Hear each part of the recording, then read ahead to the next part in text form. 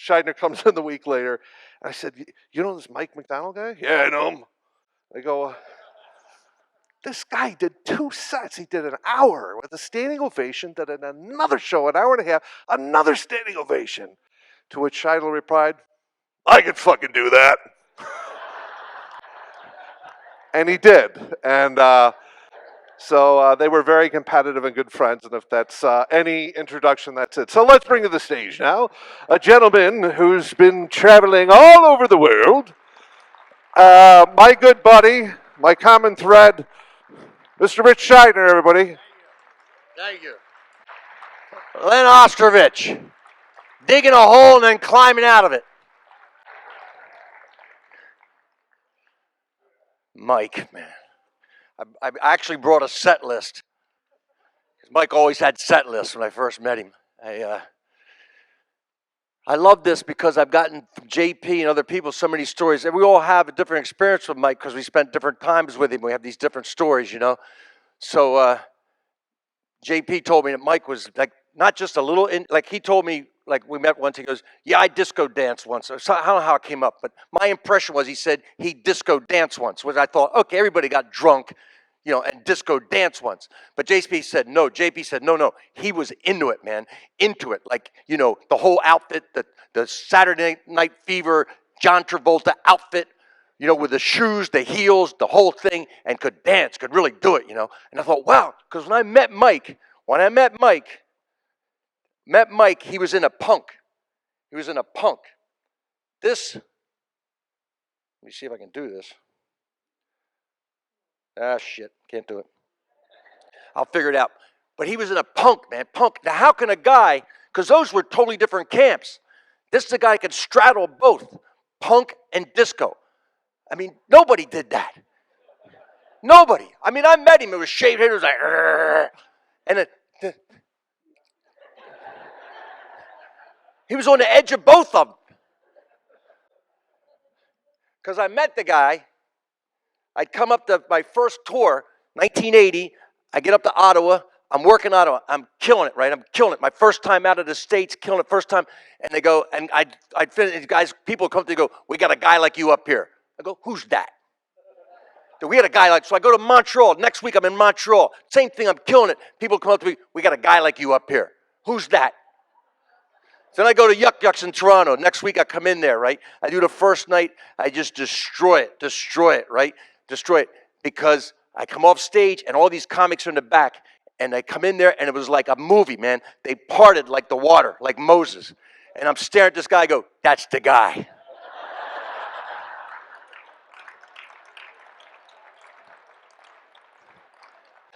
I knew immediately, man, that's the guy. He looks at me, we go like this. Like old gunfighters, right? Lock, man, lock. First night says, "Come on back to my place. Come on back to my place, man. Come on back." Canadian hot knives, that's what he called it, right? I go, "What's that?" "We're going to do Canadian hot knives. But first, drop the acid." We're dropping acid. And we're doing Canadian hot knives. I go, "What's this Canadian hot knife? Some sort of, you know, like a burning, like a flaming Hawaiian dance or something?" You know.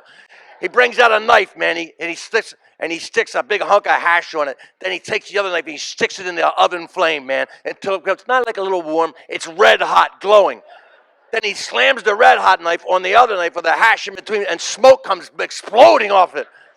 Now, I didn't know this at the time, but Mike's method was he'd slam it, he goes, "Dinner time!" And 5 other comics would like dive in there to suck the smoke out of the air. And it was like slam dance. You see guys bouncing off each other's heads. Mike had turned it into a Darwinian exercise of doing pot. I found out later, most people go, "It's your turn. Here you go, hot knives." That was not Mike's way, you know. So, of course, we tripped on acid that first night. Mike, everybody's right. Everything is said. Mark, Martha, everybody, he worked hard. We were so intense and into it. We were so greedy. More material. Mike and I used to say to each other all the time. We started that. He'd say it to other comics. He'd say something funny in conversation. I go, "You got a week to get that on stage." He goes, "Oh, I'm doing it tonight. So we tripped that first night. Simon was there. A lot of comics were there, right? We were so funny. We laughed so much, man. Just constant, 8 hours of laughing. The next day I see Mike at the club, and he goes, we were so funny. We got to tape that. Tonight we're going to trip again. And we're going to tape it. We're going to tape it, man. We're going to have so much material. We're just going to divvy up all this material because we're going to tape it, man. So he had his boombox, which I'll talk about in a minute. So he tapes it with a boombox. He tapes it, and we're like, same thing, just hours and hours of laughter. So the next day, when we finally get up, he goes, come on over. We're going to divvy up the treasure chest, man. We come over, notepads, man. We're ready to start writing, Mike puts in the tape, first tape, and there were about 4 tapes, man. He puts in the first tape, he hits it. Somebody says, I can't open the window, and there's 15 minutes of laughter.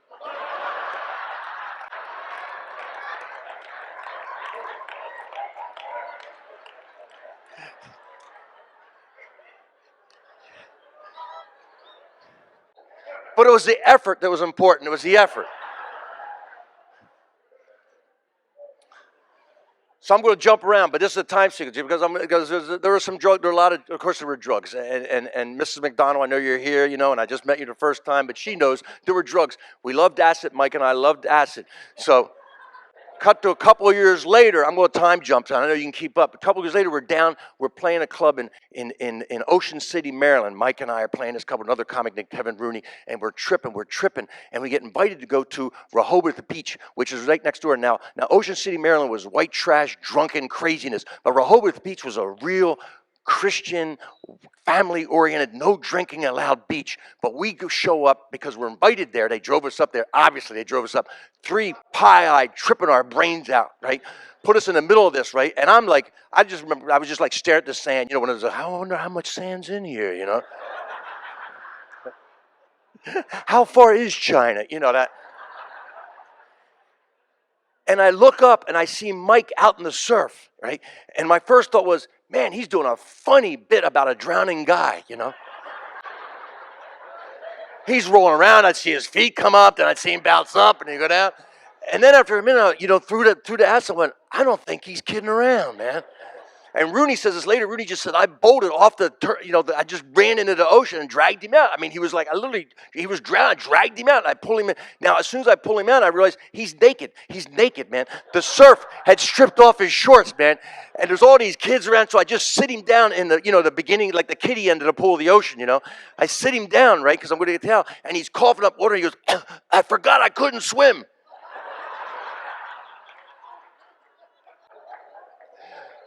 So Mike's joke after that was he understood why people would do acid and think they could fly and jump out of windows after that.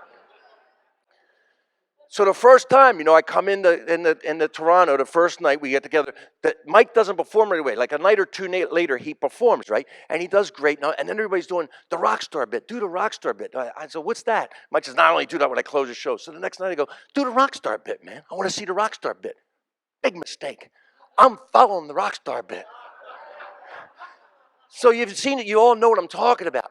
So he does a rock star bit. At the time, I had a bit, about a 10-minute piece about going to rock concerts. Everybody went to rock concerts, And I had a big piece in there where I did air guitar, mimicking guys that would play air guitar in the audience when Eric Clapton was on stage. Immediately, first thing I did was drop that bit. No sense ever doing that again. I saw the rock concert. That bit is gone. So I lost a bit. Now, it's true, we're competitive. And Howie came up and told me this beforehand. Because before I come in the first time, and I always did this, I come in, Howie's the manager. First night, I go, who's got the record? That's all I wanted to know. Who's got the record? He said, Mike MacDonald, 2 hours. I said, I'm beating that tonight. Because that's all Mike would do the same thing. Go into town, who's got the record? All we want, who's got the record? So I did 2.5 hours that night, Now, the next week, Mike is headlining. So I'm back in New York. 3 o'clock in the morning, I get a ringing phone call. I pick it up, 3 hours, hung up.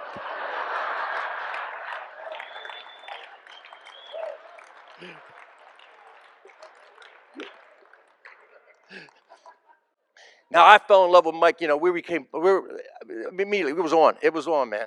And so I helped anything, so gigs bring him down into the States. Come down to New York the first time he comes down to New York.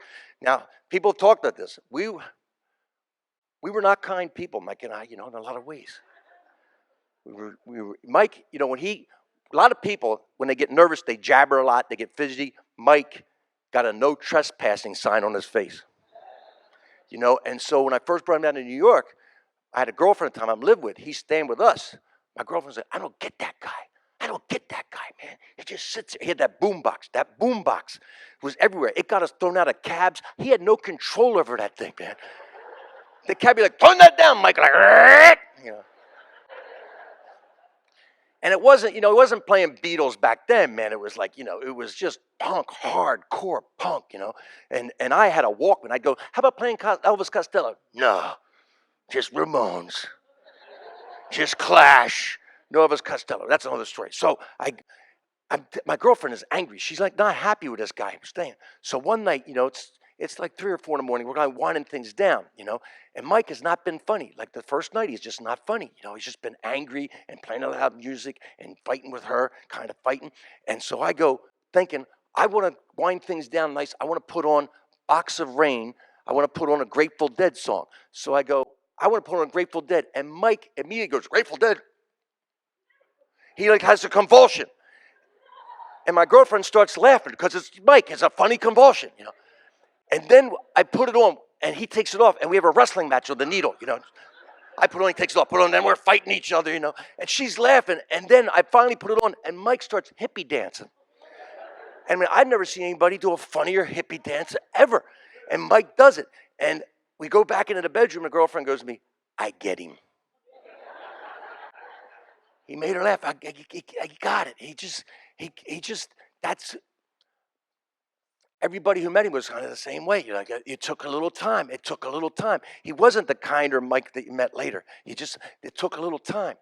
And I'm going to tell a couple stories here because I'm going to tell a couple stories here. And one of them is a story. People, since I put it on Facebook about Mike and all, people sent me all these stories. They sent all these stories to tell stories. And this is who Mike was. So Pam Stone is a comedian. She was on a show Coach, and she was working with Mike in Las Vegas one year. They're working together in Las Vegas.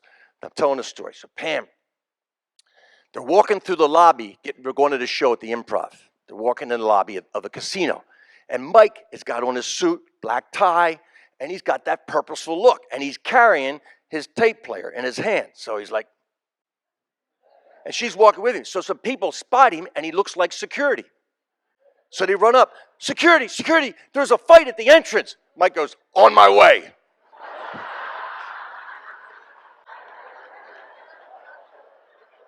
And he goes running up to the entrance, and Pam's running along with you. And so these two guys are wrestling, and a whole bunch of people around them watching these two guys wrestling. Mike jumps in, all right, break it up. And one of the guys pulls out a knife, and Mike goes, a knife, and he runs off.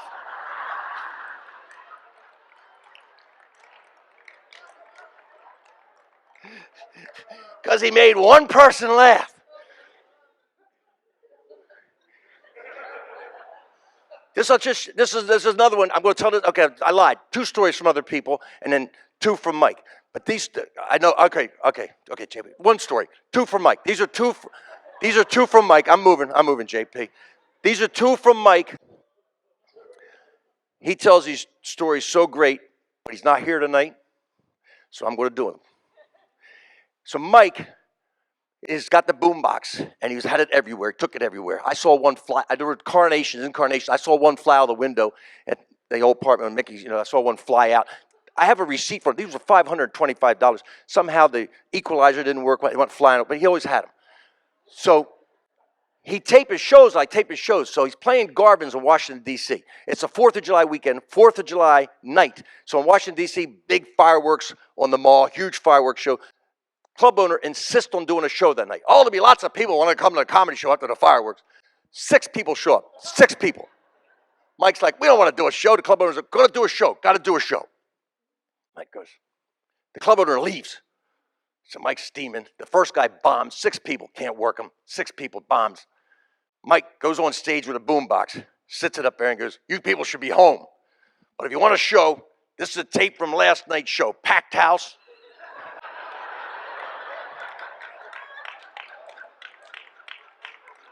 This is what you're getting from me tonight.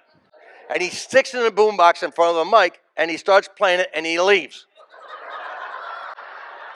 And he goes back to the front, and he starts playing pinball again. So the club owner comes back in, and he thinks Mike's on stage. He sees Mike at the front playing pinball. He goes, who's on stage? Mike goes, I am.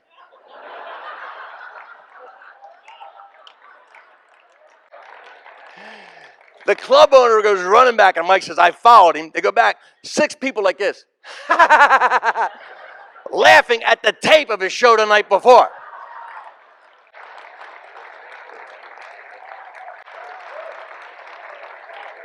All right. This is the last one, and this is, to me, this shows the obsessive nature of Mike, the dedication, so Mike is playing a club in Tulsa, Oklahoma that I helped hook up, and I knew it's real Bible Belt, real tough. And you know, Mike, we talked about, Mark, everybody talked about it. He was an act out. He did the act out, and he's working this club, and he's struggling, night after night, struggling. They're not getting him. And I knew that because I knew it was a dumb, I told him you had to set the mower low and cut the grass in this club. But Mike's not bending, man. It's not bending, and he's having so one night, he's working, a guy, one of the audience members stands up and goes, are you gay? And Mike didn't have an answer. And he just goes, are you not having fun? All right, how much you pay to get in? $10? Here's $10. Go, you go home, take yours. So all the people going, hey, I'd like to leave. All right, everybody gets paid, everybody. I'm paying everybody's cover back. 100 people, whatever. Everybody gets their cover back. Go out there and get your cover back. All right? And the waitresses go, well, we're going to make money. How much you get paid? How much would you make in tips tonight? $100? Here's everybody. Here's your 100. Here's your 100. Everybody out. Everybody out. And the club owner's like, you can't just give away 10. Prorate me. Club owner goes, cool. I'm cool with that. I'm cool. Mike footed the bill. Everybody got paid. Everybody goes. But Mike told me the whole flight home, he's angry at himself. I didn't have a good comeback for that. Are you gay? I didn't have a good comeback. And he couldn't sleep for days. Weeks it bothered him from time to time. The guy said, are you gay? And I had no comeback, man. That's as a comic what killed him. No comeback for that. Are you gay? No comeback. 10 years later, Mike's working Fort McMurray. Well, some people know Fort McMurray. Struggling a little bit. A bunch of guys were heckling the first acts, and nobody threw them out, and they were disrupting the show. So Mike gets on stage, and one of the guys goes, are you gay? Mike says, well, why don't you come on stage and drop your pants? If I fuck you in the ass, I'm gay.